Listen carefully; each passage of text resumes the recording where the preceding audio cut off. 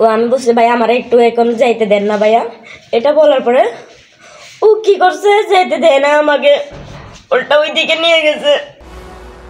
কক্সবাজারের চকরিয়া উপজেলার বদরখালীতে 15 বছর বয়সী এক কিশোরীকে সংঘবদ্ধ ধর্ষণের অভিযোগ উঠেছে। ওই কিশোরী বর্তমানে হাসপাতালে চিকিৎসাধীন। চট্টগ্রামের বাঁশখালী থেকে মহেশখালীতে যাওয়ার পথে রোববার রাত 10টার দিকে বদরখালী ব্রিজের পাশে গতিরোধ করে ওই কিশোরীকে পাশের প্যারাবনে নিয়ে যায় দুর্বৃত্তরা। পরে পালাক্রমে 8 জন যুবক ওই কিশোরীকে যৌন নির্যাতন চালায়। পরে ধর্ষণের অভিযুক্ত ব্যক্তিরা চলে যাওয়ার পর স্থানীয়রা তাকে উদ্ধার করে হাসপাতালে প্রেরণ করে চিকিৎসার জন্য। ধর্ষণের শিকার ওই নারী জানান, বদরখালী ব্রিজের পাশেই মহেশখালীর গাড়ির জন্য অপেক্ষা করছিলেন তিনি। ওই সময় ছোড়া টেকিয়ে 2 যুবক প্যারাবনের পাশে নিয়ে যায়। এরপর আরও 4 জন হাজির হয় সেখানে। এভাবে 8 জন ব্যক্তি যৌন নির্যাতন চালায় তার উপর। যাওয়ার সময় একটি মানিব্যাগ ফেলে চলে যায় ধর্ষণকারীরা।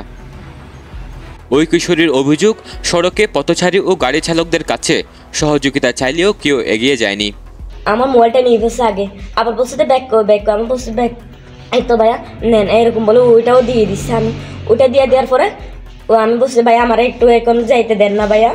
এটা বলার পরে ও কি করছে, যাইতে দেয় না আমাকে, ওটা ওই দিকে নিয়ে গেছে।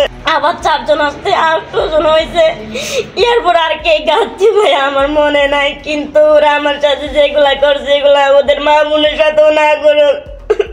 কিন্তু আমার যখন পালাইছিল তখন 2টা ড্রাইভার দাঁড়াইছিল, ওদেরকে আমি অনেক করে বলছি ভাই আমাকে একটু বাঁচান, ওরা কোনো আগে আসে নাই, ওরা নিজে নিজে গেছে। ধর্ষণের অভিযোগ ওঠা ব্যক্তিদের ফেলে যাওয়া মানিব্যাগে সাদা কাগজে লেখা 2টি মোবাইল নাম্বার পাওয়া যায়। এর মধ্যে একটি নাম্বারে পুলিশ কর্মকর্তার নাম লেখা দেখা যায়। মানিব্যাগে পাওয়া যায় একজন নারীর পাসপোর্ট সাইজের ছবিও।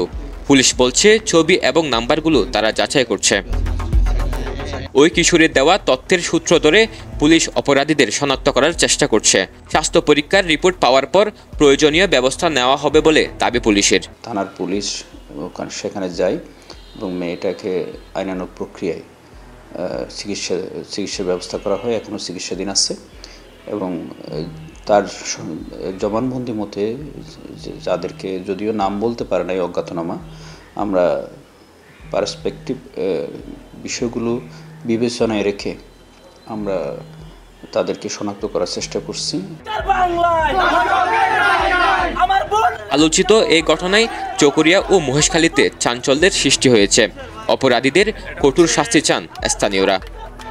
সরওয়ার সাকিব, পেনুয়া নিউজ।